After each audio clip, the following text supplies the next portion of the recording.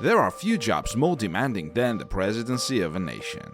Perhaps it's more accurate to say there are no jobs. Commander-in-chief is on call 24 hours a day, 7 days a week, for an entire 4-year term. If he succeeds, voters reward him with a second 4-year shot at leading the country. Everything critically important comes across the American president's desk: military planning problems, economic crisis, social issues, public policy, tax questions, and more pop up every day. No decision is small. The office is so relentlessly demanding that its toll in aging its occupants is a meme at this point. Some historians say American leaders age 2 years for everyone they serve in the White House. Barack Obama famously entered the office young and vibrant in January 2009. 8 years later, the stresses of the job had radically grayed his hair. But what happens if it's all over? Do ex-leaders finally let their hair down, sorry Barack, no pun intended, and relax? Or does the fast pace continue? As you've already realized, today we're going to talk about truth about what life is like for former US presidents. This is Smart Stories channel. We tell stories that make you think. Wind down and chill out, if you can. There's rarely an hour where the president isn't doing something. Conference calls, meetings with world leaders, strategy sessions with advisors, and national media needs rule the day. Aside from sleep, there isn't much downtime on the job. So when it ends and the new guys get inaugurated, the come-down is intense. After Barack Obama left office in January 2017, he woke up on his first free day and promptly floundered.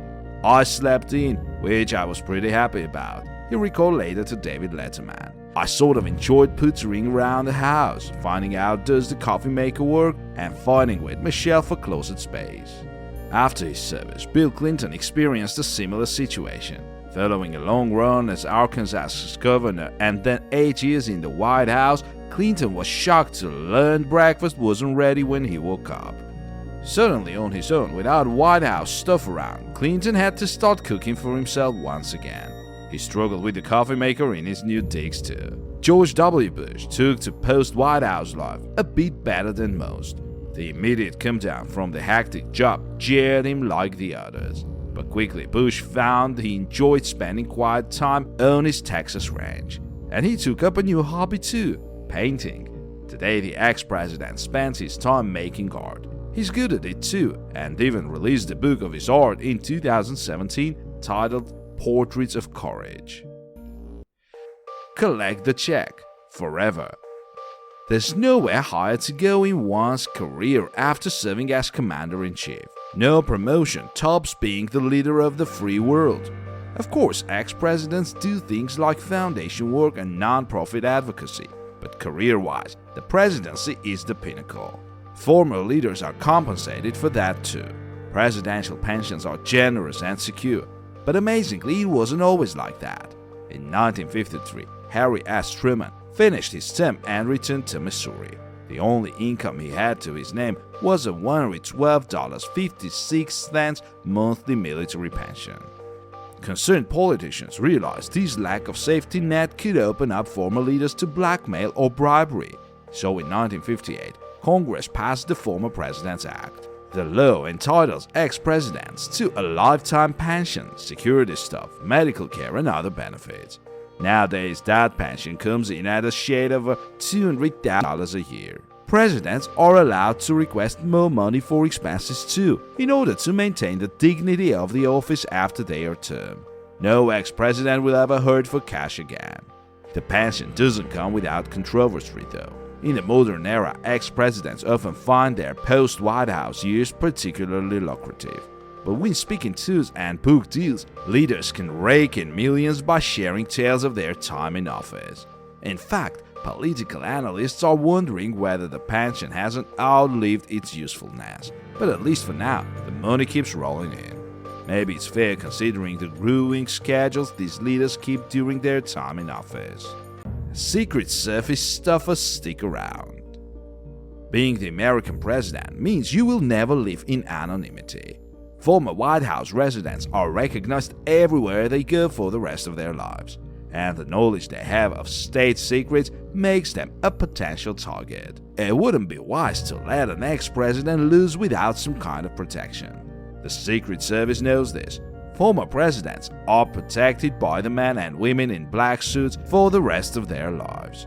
Their families receive lifetime protection too, and their children are also closely guarded until they come of age. Interestingly, in 1994, Congress passed a law limiting ex-presidential protection for the first 10 years after office. At the time, senators said former commanders ought to be able to pay for their own security after a decade. But the September 11, 2011 terror attacks altered that way of thinking. By 2013, lifetime security and full family protection were fully reauthorized. Still, some presidents prefer to go their own way. In fact, Richard Nixon chose to opt out of service oversight altogether. After infamously resigning from the job in 1974, Nixon first retained the Secret Service. But in 1985, he opted to completely give up protection. He lived out the last decade of his life without their watchful work. All the healthcare you can handle. In addition to those sweet pension benefits, healthcare is on the table for former leaders. Like members of Congress, presidential medical care is covered in perpetuity for ex-heads of state. But interestingly, the amount of coverage varies. During his late life, George H.W. Bush only received federal health benefits through the General Services Administration. The same is true for Jimmy Carter, who continues to receive health care via GSA funds. But here's why. Each of those men was a one-term president. 3 two-term guys, Bill Clinton, George W. Bush, and Barack Obama, each qualified for significantly more in yearly funds. Their longer terms in the White House granted them far more impermissible insurance benefits. That's not to say Carter has been hung out to dry though. Care is forever covered as he lives out his long, impactful life. Plus, some of these guys don't even take advantage of what is offered. In the elder Bush's case, he qualified for higher health care reimbursements because of his prior time serving as vice president. But late in his life, he actually declined the benefits altogether. Of course, when one considers the net worth of some of these men, it makes sense that they aren't seeking every lost federal dollar offered. Still, the option is there. Former presidents will never lack medical care after their time in office. Hope you don't like driving. Living life as a former president is more limiting than most people realize. Many things are available to these ex-leaders, but many more are off the table. In fact, some of life's simplest pleasures aren't allowed. Take driving, for instance. Once a person becomes president, they will never drive a car again, at least not on a public road. George W. Bush once admitted it had been decades since he'd driven on a highway. He still takes his pickup around his Texas ranch, but that's it.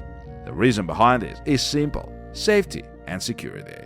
The risks of a former president driving are just too great. With lifetime Secret Service protection, those stuffers can simply do it for them. In fact, no president has driven himself on a public road since Lyndon Baines Johnson did it in the 1960s. The no driving rule isn't technically mandated by the Secret Service, but it's very strongly recommended.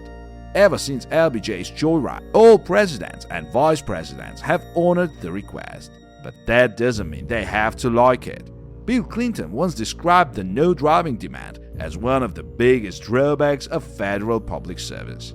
Current leader Joe Biden doesn't care for it either.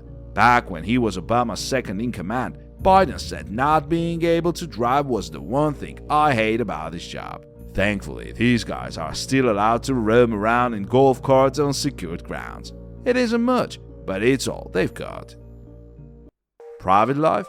What private life? This should come as no surprise. After serving, ex-presidents are in high demand. Public attention is part of the job. It's not just a local focus either. International media tracks former presidents for the rest of their lives. Never do these leaders get to be anonymous again. Worldwide, billions of people can follow news and keep up with minutiae. Daily life under the microscope is difficult and unrelenting.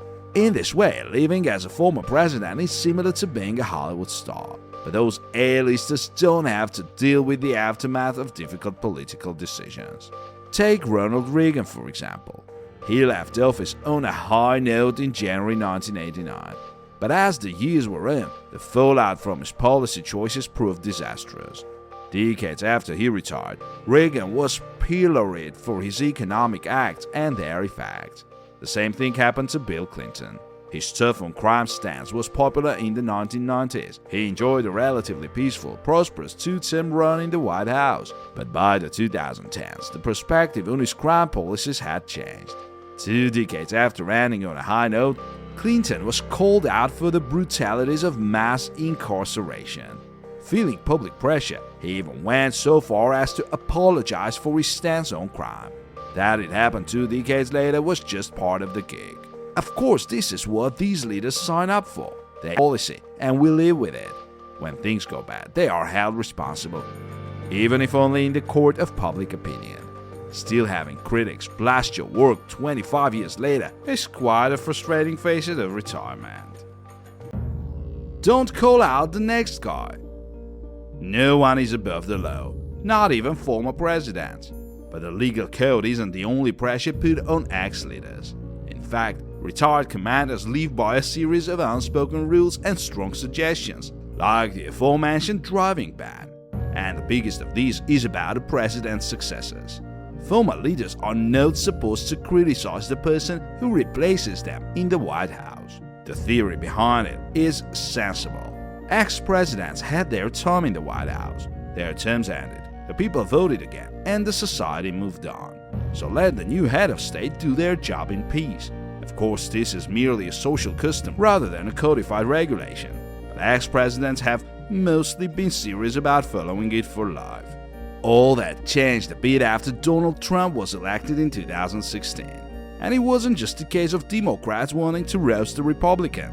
In fact, both Barack Obama and George W. Bush sharply criticized Trump's policies during his term.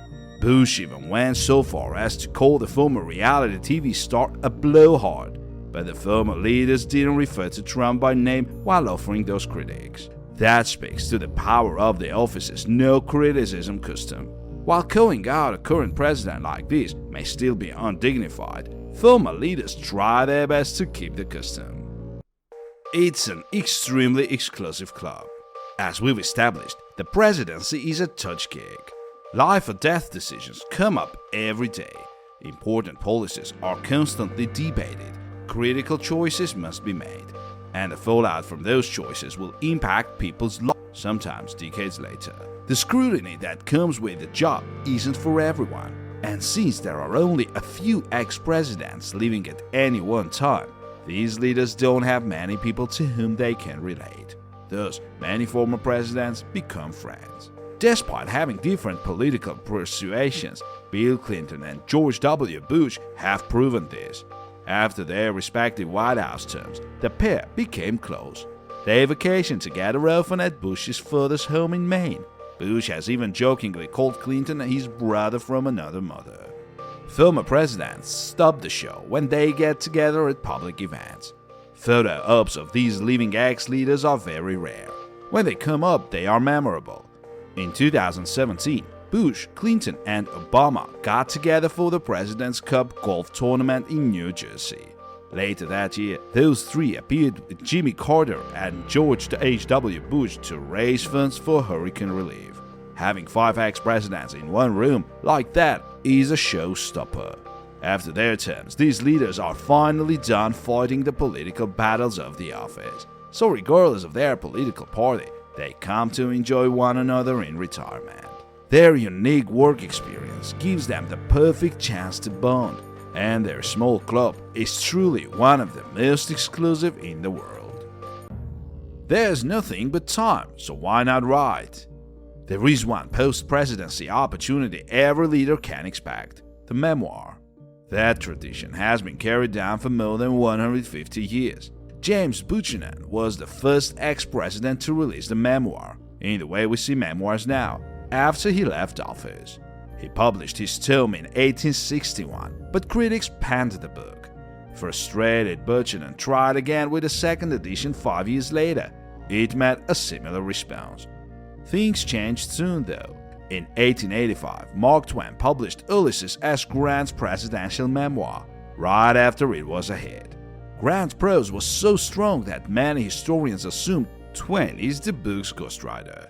True or not, the memoir business boomed after Grant's success. The ghostwriting business has to. After Ronald Reagan left office in 1989, his memoir quickly went up for sale. When asked about it, Reagan joked it had all been written by his editorial assistant. "I hear it's a terrific book," he quipped. Nowadays, the publishing world salivates over presidential memoirs. After Barack Obama left office, publishers got into a bidding war for his life story. Penguin Random House eventually won the deal, offering an unheard of $65 million for both his and Michelle's memoirs. Of course, Obama's history-making presidency played a role in landing that gigantic sum. But memoir moves have taken on a life of their own for all ex-presidents. In addition to divulging details about life in the White House, it's a nearly guaranteed way to take in a fortune following federal service. And put the book in your own personal library. As a president's time in office ends, a memoir isn't the only move to make. In fact, there's one longer-lasting action every president undertakes: the creation of their library. These presidential centers function like museums of the former leader's time in office. They offer the public a chance to honor that former head of state and learn about their legacy. Often they are hosted in a president's hometown. They contain keepsakes from the office and other meaningful mementos. In some instances, presidential libraries even function as regional event centers. Take the case of Richard Nixon's library in sunny Yorba Linda, California. Today, the property is available to host private events, including weddings. Don't we all want to get married with the spirit of Tricky Dick watching over us? Wedding jokes aside, presidential libraries do serve a political purpose. In 1939, Franklin D. Roosevelt announced that all his records would be turned over to the federal government after his time in office. FDR was concerned with document storage after a not-so-great run of ex-presidents losing important letters and notes. That issue goes back all the way to the very first president, in fact. After his time in office, George Washington's presidential papers were stuffed in a basement at his Mount Vernon estate. Over the years, they became waterlogged in the dank hole. Slowly, many were completely destroyed by a rat infestation. For policymakers, this loss of primary source material wasn't great. Still, it took years before FDR's federal push could be codified. In 1978, it finally became official policy for a president to turn over their records after leaving the White House. The paperwork is sent to these presidential libraries to be preserved forever. Of course, much of it is away from public view, but still keeping these records in perpetuity preserves the country's cultural heritage. It also becomes a president's lifetime legacy long after leaving office. This concludes our today's video. If you're still watching and not a president yet, hit that like button and subscribe to the channel. And who knows, maybe you get a chance to become the Commander-in-Chief very soon. Thank you for watching and see you soon.